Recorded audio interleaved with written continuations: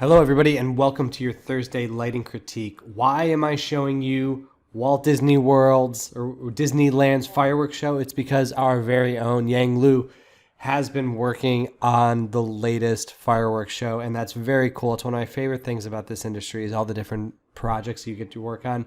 So he's been working on the animation that is being projected onto the castle itself.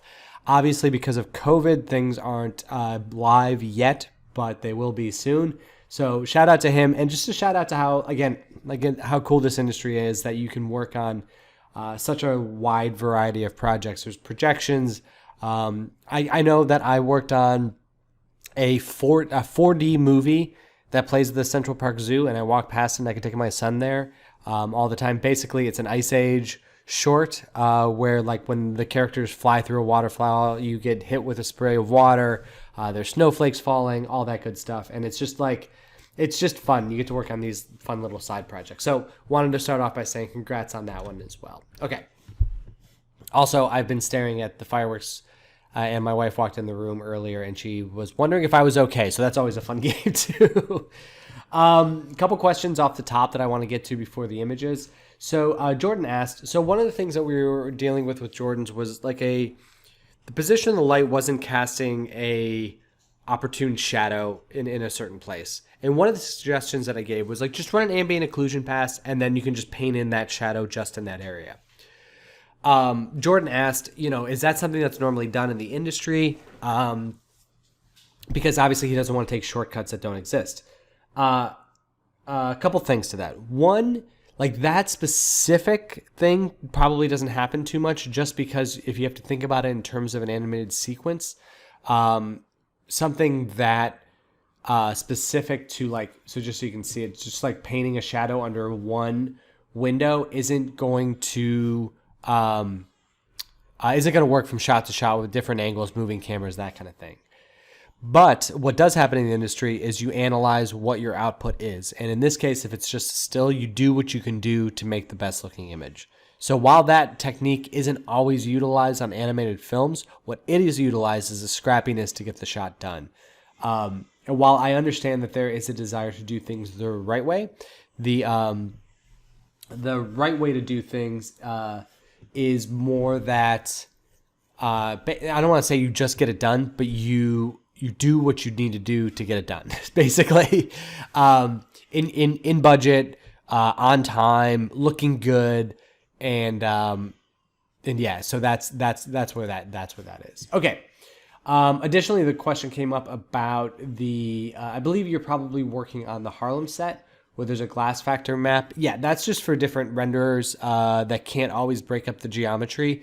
It's just a way to isolate the glass from the rest of the building. If you're Maya and Arnold, you can just use a separate shader, and I would recommend doing that. Because again, when we created those, we wanted to make sure that we gave you all of the capabilities to use whatever software you want and all that good stuff. So those are those two questions there. Now we're going to hop over into doing some critiquing. All right. So Aaron's up first. Aaron has this project. Again, we're going from Disneyland to Outlaws and Westerns, which is a lot of fun. So I like the project. It's cool. I think there's a lot of potential here. The biggest thing is, there's a few things. One, they were looking for reference, and this was Forrest had some great reference that he passed along to him from Paddington Bear, which I would have forgotten about. And it's just really nice to get like these, like layers and levels of the flip up book. I think that would be pretty cool. For something like this, the biggest thing for me is like, it's when like this is more about like lighting a product, right? Like a marketing shot. And really what we want to do is we want to create a focus into our central region here. We want to darken over here. We want to brighten what's in the middle. We want to create good shaping that's going across this. It's really hard on the flat pieces, but what we can do is kind of isolate the overall central area by like having a spotlight shining down in here and just like really focusing in on there. The bigger problem that I'm having, or an issue that I'm having, this has nothing to do with lighting, is just one thing you might want to look at is like the design of the flip book. So flip books are normally like integrated into the design. And one of the things that I'm seeing here is there's words coming down in here, but then there's this big flip book thing, right? The big horse right in the middle that actually blocks the viewer from seeing it. So it feels very not cohesive, right? Like these feel like separate pieces that are on top of each other and never were meant to work together. And even like it looks like the text kind of clips off at the top there. It would be nice if the text worked around the horse. If the text kind of came out over here and over here, so it kind of worked around Clint Eastwood here. Just a thought there. And then also, like, I'm not quite sure what, I guess this is like the plateau that the horse is standing on, but it's difficult to see just because it's just like gray. So that being said, yeah, I think that would be the two big things that I would work on for this project is number one, creating a book that's integrated with the pop-ups. Number two, getting more focus on this central pop-up. And then what you can do is like, because tonality wise, it's pretty similar to what's in the background, but like really getting it to pop forward, allowing this background to go like into darkness, and then just create like a soft gradient back there of value. The easiest way to do that too is it's hard on a flat tabletop, but you'll see this in studio lighting. They'll create, like if you're looking at a side angle, the table looks like this, and then you place the product here. Like the pop-up book would be here, and the camera is here, and then lights are coming in from the side. So when you see this, all you're seeing back here is a gradient of color coming up. So that could be something that you add as well. So instead of a tabletop with the background, just like a nice smooth curved table back there. Okay, next up is Cleber. So yeah, great stuff. I think that this is exactly what you want, but I would also add in, because again, we've got this bug in this dapple, we've got him reading in here, that's all perfect. I would just add a couple more little bits of sunlight back here, because it's a little bit too on the nose right now, which is fine. I think it's great. I just would add a little bit more, and like these shapes back here are a little bit too small. And it's okay if they get a little bit brighter than what we're seeing back here. Not quite as bright as these spots, but a little bit brighter. The other thing was this haze, which I think is a good idea, but definitely put it back behind him. We don't want his hero color being infiltrated by this blue light. Like I think this looks really pretty, but I think we can start it back here. Love the rack focus idea. I'm not quite sure what the story is, so I'll let you play that out. But I love the idea of racking the focus from here back to here. Starting on this and then being like, oh man, he's knocked out back there. I love that idea. I think this is shaping up really well as a really nice structure on the shot. Jordan, yeah, okay. So you fix that. Am I crazy? There's like a weird dark shape here now. And that might be a UV thing too. I'm not quite sure. But it looks like the wall got dark in there. I'm not quite sure what happened there. But overall, I think this is looking nice. And back up a little bit. I think I'm just going to try and up the contrast just a little bit more. And that might be a little heavy in the foreground. But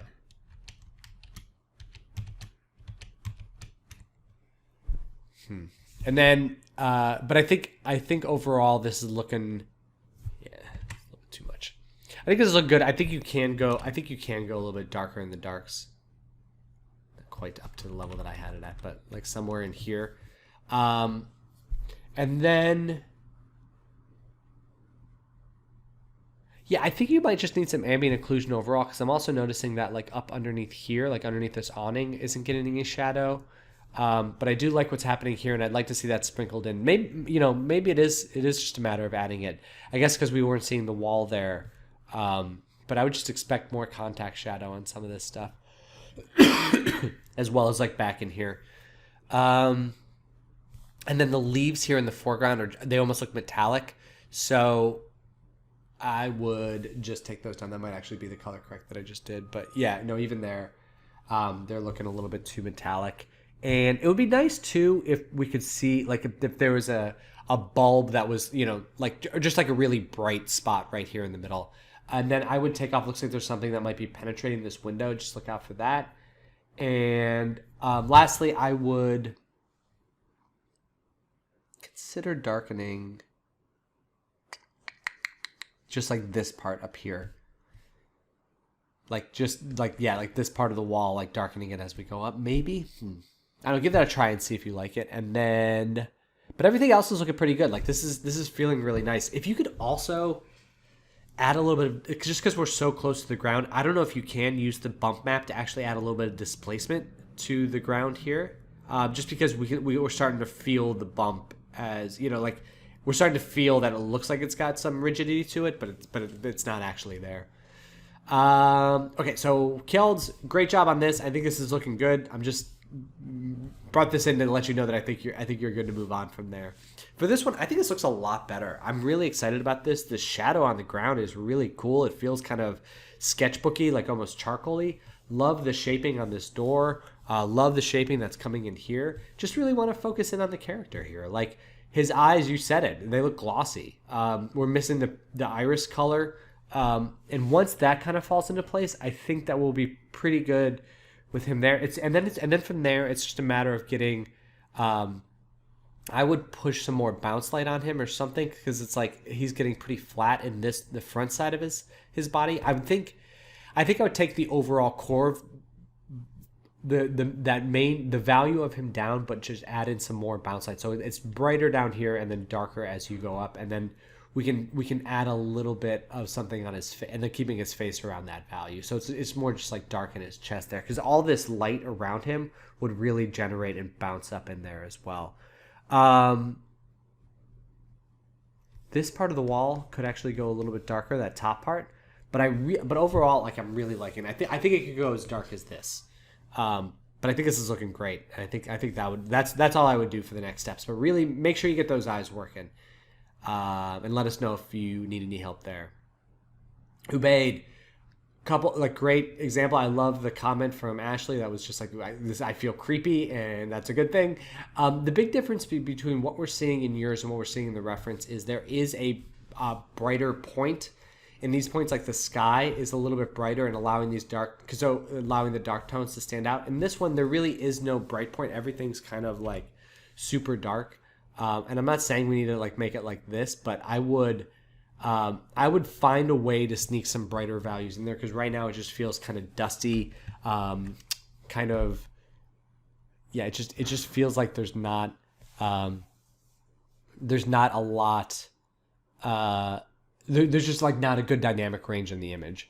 The other thing is you've got this cool green light coming in here, but it's not really helping to tell our story, because our story centers around this character and possibly that car if you want, but mostly that character. So I would, and not to, make this too similar to what other people are doing, but it really does feel like the light needs to come out of here and kind of rim up the character a little bit.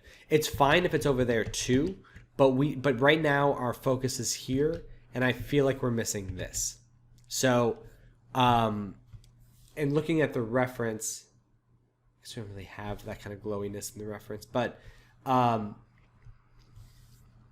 would be my thing, is like figuring out a way, and maybe it's the light is shining like super bright and it's kind of hitting the character this way and getting onto the porch, and like, maybe it's like all about that, but like we need to find a way to get that attention back there. But this is a good structure. I like the God rays you've got coming down. I think those are going to work out really well. The way that you've got the car lit with these shadows all over it is a lot of fun and just kind of hints at the car shape, which is why I kind of stopped when I said that the car was a focus, because I don't think it really is in your shot in the way that you have the lighting set up. But it's just a matter of getting focused on the character, finding out where we want the audience to look, and finding a way to sneak in some more brighter values around that area. This is looking... so I want to talk about this one a little bit. This one's looking... you're making progress on it. Biggest thing is these bricks feel very big in comparison to the door. They'd be like large cinder blocks, so I would consider scaling them down a little bit. We've got a seam here on this tree where it looks like the textures are going this way and this one, and then they go horizontally. You may just want to rotate that around. I like the idea, like the abstractness of the texture on the the tree there. In terms of the lighting, one of the funny things is that without a sky, we I really can't tell time of day on this. I see a sky reflection in the window here, but I'm not actually seeing a sky. So I would put that in because that really would help tell us the color, time of day, light value, that kind of thing.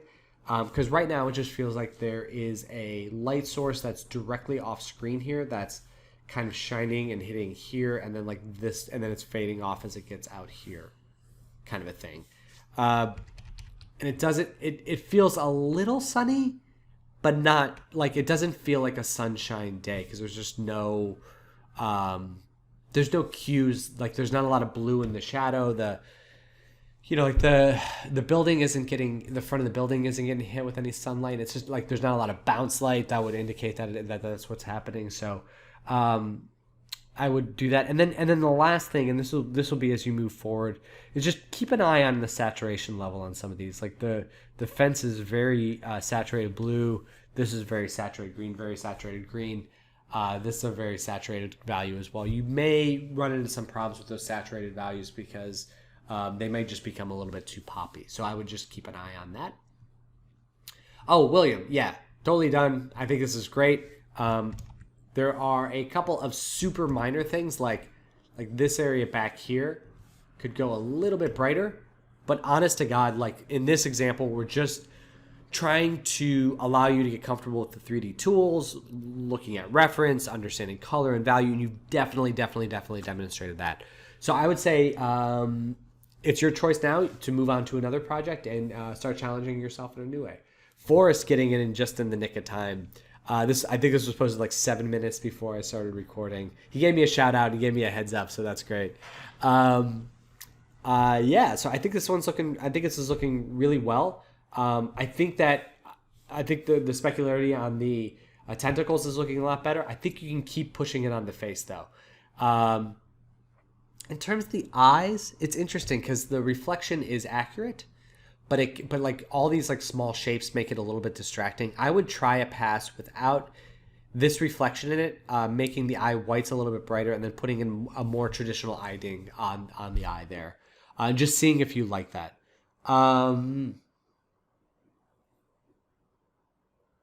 And then I'm trying to think. It's tricky because there are parts of my brain that want to throw this stuff out of focus because it's so close to camera. But I know we want to keep focus on it. That's fine. That's fine.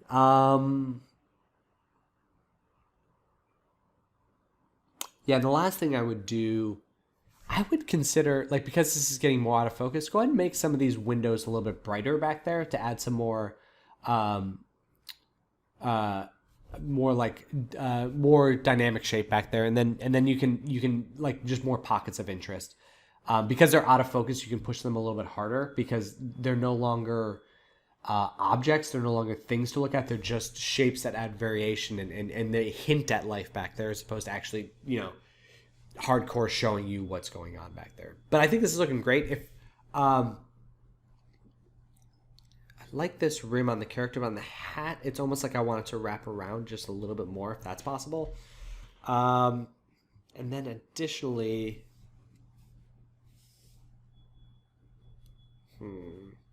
look at this side of the table. I'm wondering if it's faceted, and I'm wondering if there's a way just to make this a little bit darker, just so that we can so that there's light on the center and it fades off as we go over there. But yeah, that's pretty much it. And then I would, add a little bit of a haze to this overall, because again, think about it as being, I don't know if it's underwater. I don't think it is, but just as a kind of a hazy, blur. Just kind of a hazy environment overall. Just make it super hazy.